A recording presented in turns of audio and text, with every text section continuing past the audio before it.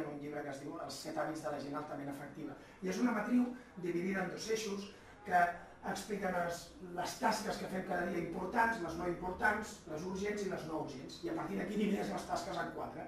D'acord? Les que són importants però i també són urgents, les que són importants però no són urgents, les que no són gens importants però són molt urgents, i les que ni són importants ni són urgents. Aquestes últimes no caldria dedicar-hi gaire temps, bàsicament no les hem de fer o les hem d'ignorar o no ens hauríem de plantejar per què ens arriben.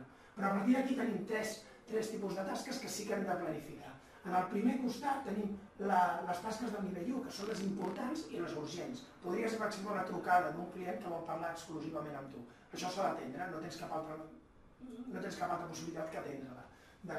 Després, en la segona caixa de la matriu, hi tindríem les tasques que són importants, però que no són urgents. Aquí entra moltes vegades la planificació de l'empresa, l'estratègia, i en l'àmbit personal entra estar en forma, la salut, la família, entren aquest tipus de tasques.